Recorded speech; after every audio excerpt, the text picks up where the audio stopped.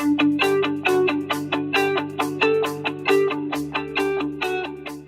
this is Dr. Mark Hitchcock here in my office at Faith Bible Church in Edmond, Oklahoma.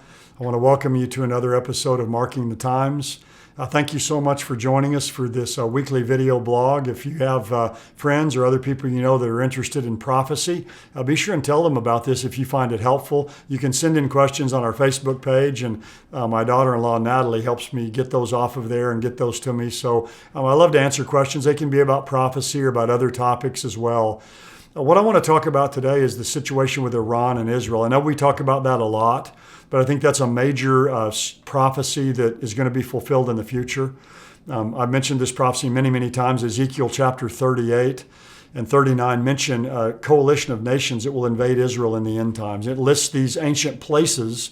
And of course, we find the modern counterparts to those nations that were listed by Ezekiel almost 2,500 years ago. And one of the places mentioned is Persia, mentioned in Ezekiel 38:5.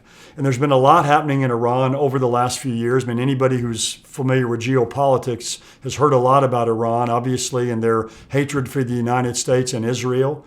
They just unleashed Hamas really a couple months ago, the 11-day war they had with Israel of the firing rockets into the nation of Israel. But something really significant happened in Iran here in just the last week or so. They've elected a new president. And you say, well, I mean, isn't the new president just kind of like the old ones? Yes and no. There's an article in the Washington Post, very good article. It's called "In Ebrahim Raisi." That's the new president. The former president was Rouhani Husseini. It says, in Ebrahim Raisi, Iran's clerics have groomed and promoted their ruthless enforcer. Now listen to this. This is very well said. I don't like to just read stuff to you often, but I can't say it this well myself. It says, this month Iran held the most boring and most consequential presidential election in its history. Boring because the election was rigged virtually from the start. What made it consequential is not because the winner, Ebrahim Raisi, is a gruesome and unapologetic killer who has spent his entire career inside the regime's coercive institutions, nor is it because Raisi is the first Iranian president to fit that description. But it says, down here, what indeed is most striking about Raisi is that he has been groomed for this moment, a moment when the regime teeters on the brink of illegitimacy and needs a brutal enforcer. Raisi isn't a clever, well-read mullah, as were so many of the Islamic Republic's founding fathers, but he is the quintessence of a mature Islamic Republic of Iran. He's all about compulsion, sustaining a creed that ever smaller numbers of Iranians embrace. The mullah's hope is that Raisi is ruthless enough to overcome rising resistance to their rule. So basically, the new president of Iran is a ruthless killer.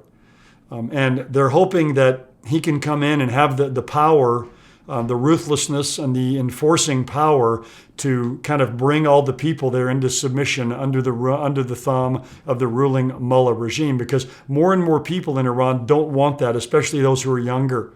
So they need an enforcer. So that's going on in Iran. And at the same time that's happening in Iran, another thing really is happening there, but it's been precipitated by Israel. Many of you may have heard that there was some very small drones that made a strike against Iran's centrifuge factory near the city of Tehran.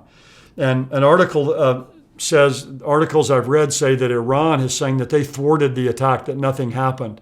But the news out of Israel is that these centrifuge factories have sustained very heavy damage from these drone attacks. And again, I think there's probably not much doubt in the world as to who's behind that. It's Israel.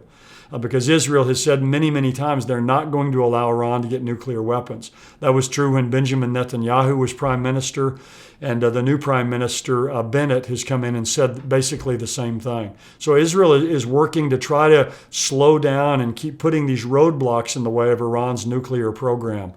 But I think all of this is important because at the same time that Iran now probably has the most ruthless president they've ever had, you have Israel doing more and more to try to shut down or at least slow down Iran's nuclear program. They do it through, injecting all kinds of viruses and all kinds of things in their software and their factories. But this was a direct hit by these drones. So it's again, just this whole shadow war between Iran and Israel at some point in time is going to erupt and come to the surface.